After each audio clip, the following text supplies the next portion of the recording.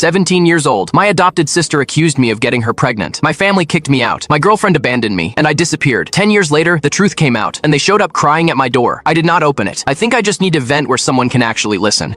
My family erased me from their lives overnight because of a lie, and now, finally, the truth has come out. I am not looking for sympathy. I just want to tell how it all happened. I am Jackson, 27 years old now. I was 17 on the night my life ended without me dying. It was one of those big Saturday dinners, grandparents, aunts, uncles, cousins, everyone. My parents loved putting on a show when the house was full. My mom felt like she was center stage, talking loud, showing off how united we were. My dad was grilling meat in the backyard while my brother and I hauled chairs out of storage.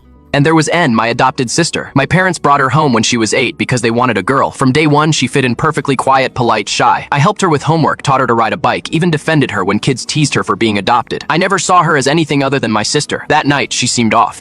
Barely ate, fidgeted with her hands nervously. I thought maybe she was sick or tired. After dinner, when everyone was in the living room, she suddenly stood up, trembling, and said she needed to tell everyone something. I remember her voice shaky, like she was about to cry. Then she let it out. It was Jackson. He forced me. I did not even process it.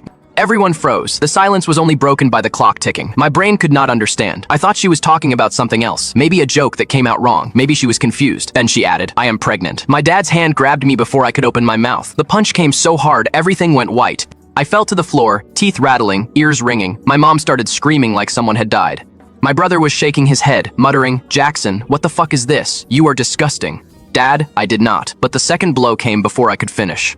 "Sick son of a bitch." He roared, face red, eyes bulging. "You brought shame on us." She was crying in my mom's arms, trembling, saying she had been scared. My aunt hugged her tight, whispering, "It is okay, sweetie. You are safe now." My brother Jake took a step forward and spit next to my shoe. "Get lost," he growled. "You do not deserve to breathe the same air as us." I looked around. Faces I had known my whole life. Not one of them looked at me like family, only disgust. I said, "She is lying." My voice failed. "I swear on my life, it is a lie." Nobody cared. Me mom screamed, "Do not even say her name. Do not talk to her." I think my uncle called the police. When the officer arrived, I was on the porch, bleeding from my mouth. One asked my dad if I was the suspect, and he nodded without looking at me. They did not cuff me roughly. You could see I was just a kid who looked half dead, but still, sitting in the back with the sirens on felt like being buried alive. At the station, they asked questions I barely understood. When did it happen? What were you doing that night? Did she say no? I kept repeating that nothing ever happened. They did not book me. There was no evidence. Nothing. They released me in the morning. I remember one of them muttering something about statutory rape. N was 16 and I was 17, only a year apart. But still, they had to follow protocol. They took statements, called a social worker, pulled phone records. In the end, there was nothing to hold me on. They sent me home with a warning to stay available for more questions. But when I walked out, the town already knew. It was not a big place. By dawn, half of them had already convicted me. I did not go straight home. I walked until my legs could not take it anymore. When I finally got there, all my things were piled on the lawn: clothes, school books, even my backpack. My dad was